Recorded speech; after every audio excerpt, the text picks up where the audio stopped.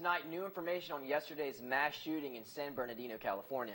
Plus, finals week is upon us. While using sites like Noteswap is popular, is it worth the risk? And it's a question that is asked every year. Merry Christmas or Happy Holidays. We explain how some are using season's greetings for all to enjoy. All this and more, Newsbeat starts right now.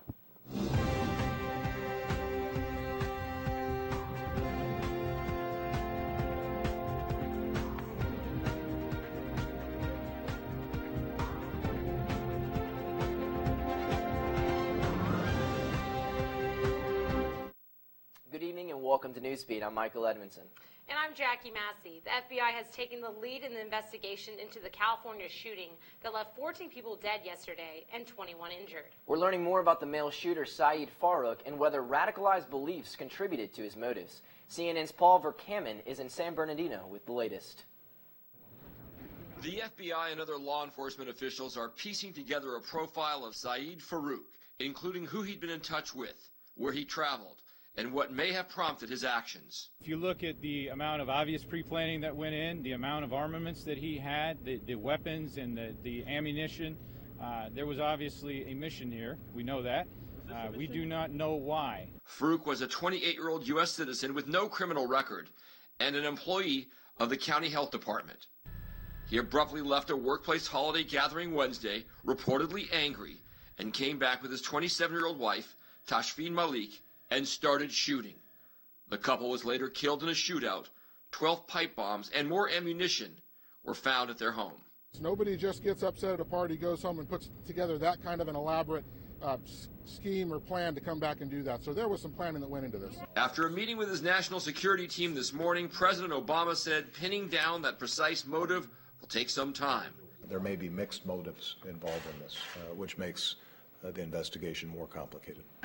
U.S. officials say Farouk traveled to Saudi Arabia in 2013 for the Hajj, a common trip that would not have raised red flags. Law enforcement officials say Farouk had been in touch with more than one terror suspect on the FBI's radar, though not high priority, via phone and social media.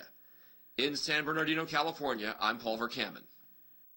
Yesterday's attack is the deadliest mass shooting since 2012 at Sandy Hook Elementary School. Well, all U.S. military combat jobs will be open to women next year. Defense Secretary Ash Carter said the decision was part of a commitment to build a force for the future. He says armed forces have until April 1st to accommodate women in roles and ways like never before. They'll be allowed to drive tanks, fire mortars, and lead infantry soldiers into combat. They'll be able to serve as Army Rangers and Green Berets, Navy SEALs, Marine Corps infantry, Air Force parajumpers, and everything else that was previously open only to men. This decision comes after years of long reviews and public pushback from some within the military. The Marine Corps had sought exceptions to the new rule, at one point releasing a study suggesting all male squads are more effective in combat than integrated groups. LSU has formally charged Sigma Chi fraternity with alleged drug use. According to an LSU investigation, emails referred to fraternity members allegedly snorting a white substance off a table. The investigation followed the death of member Sawyer Reed, who died off campus from an alleged drug overdose. The East Bounders Coroner's Office now says toxicology reports were positive for heroin. LSU says chapter representatives have chosen to refer the meeting to a hearing panel, but that meeting has not been scheduled. Well, as students prepare for final exams, the pressure to ace them is finally leading some students to find other means of studying. Some may even be illegal. Michaela Morgan shows us the risks some students are willing to take. Dead Week is finally here, which for many students means ringing in that holiday cheer for Christmas break. But for others, the holiday fun is put on hold as they cram for final exams. I feel like the last 2 weeks have been nothing but studying. The pressure of finals is leading many students to stay out of the libraries and online. Online study websites like Noteswap, Chegg, and StudyBlue are gaining popularity across college campuses nationwide. A lot of them have good example problems and stuff like that I like to base off of, and I can find ones that are similar to ones that the teachers put in the study guides.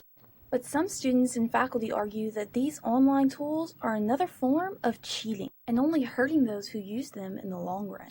I personally do not use those websites because all the things that we learn in college, they are preparing us for our future. And a recent study by the Center for Academic Integrity shows that nearly a third of the faculty at over 300 colleges and high schools reported students using these online tools to cheat. But whether or not they are considered cheating is still debatable. I don't really see it as cheating or that they should be able to have any rights to stop it. For Tiger TV, I'm Michaela Morgan. And some students are studying harder than ever, as this is the first semester to use the plus or minus grading scale. As Tiger TV reporter Gillen Breed explains, some students are over the change, while others are still not convinced. There are mixed feelings about the plus-minus grading scale that was put into effect at the beginning of the semester. More like you have to round yourself up, and then kind of you're in more. There's less groups for you to match yourself with. So as far as like how close will it affect how much I actually know, it'll probably be closer to what's actually right. But I don't necessarily like it. Makes it a lot more stressful, and it does affect your grades because, you know, in the end it's going to make it work, like your GPA worse, then it's going to help it. It's just not going to look good on my resumes and stuff to have a lower GPA. Students are frustrated with how close a B+ is to an A-. Deciding the tenths of the points between them is not worth it and aiming for the lower grade.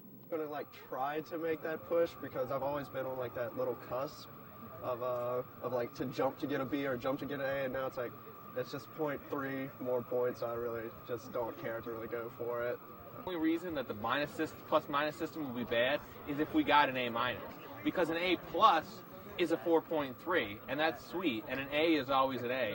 So if you fall on the bottom end of the curve, then it's horrible for you. The main thing students can do now to improve their grades is to study hard and hope that the curve is in their favor. For Tiger TV, I'm Gillen Breedy. Registrar's website. When we come back, the holiday season is in our midst. But which holiday greeting should you use? Stick around. So there's 3 days till the start of Hanukkah, 22 days till Christmas, and 23 days till the start of Kwanzaa. So until then, what's the proper holiday greeting? Well, I'm not sure, but I think Tiger TV reporter Larissa Bonaquisti is right behind the tree somewhere. I just can't see her. But she's going to explain why some students use an all-inclusive greeting while others stick to their own faith. Larissa, come on out. Come on, girl. I've always said Merry Christmas because that's what I've grown up with, but now that society is more inclusive to everybody, you can say Happy Holidays if you know someone that is not celebrating Christmas. Events similar to that of Starbucks with its red cups bring about the annual debate between Merry Christmas and Happy Holidays. I know there's a lot of controversy over the whole Starbucks thing, removing Merry Christmas from their cups, but I think that's actually awesome because, you know, now it's less, Christians, and it's like, yay, holidays.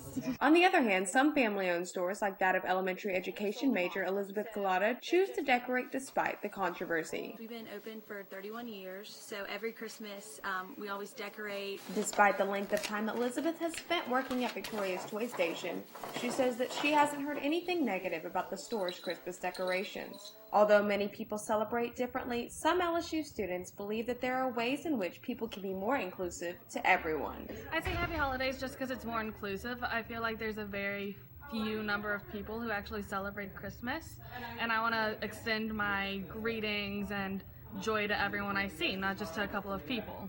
I think that if you know someone doesn't celebrate Christmas, then go out of your way to say Happy New Year, Happy Holidays, Happy Hanukkah, Happy Kwanzaa. But if you want to say Merry Christmas and you don't know and that's what you celebrate, then just spread the cheer. No matter what holiday you celebrate this time of year, I want to wish everyone a wonderful winter season and a happy new year. For Tiger TV, this is Larissa Bonaquisti. After the break, this light show was made by middle schoolers. We'll show the impressive display when we come back. Some middle school computer programming students in Sioux City, Iowa are showing off their skills with this festive of light display. The lights are synced to music ranging from the Star Wars theme to Don't Stop Believin' by Journey. The students use more than 81,000 lights and 20 miles of wires for the display. That's all we have for you today, but don't forget you can check out these stories and more on our website. That's tigertv.tv. And don't forget to follow us on Facebook, Twitter, and Instagram. Signing off forever. Forever, ever. Forever, ever, ever. I'm Jackie Massey. And I'm Michael Edmondson. Have a great night, Tigers.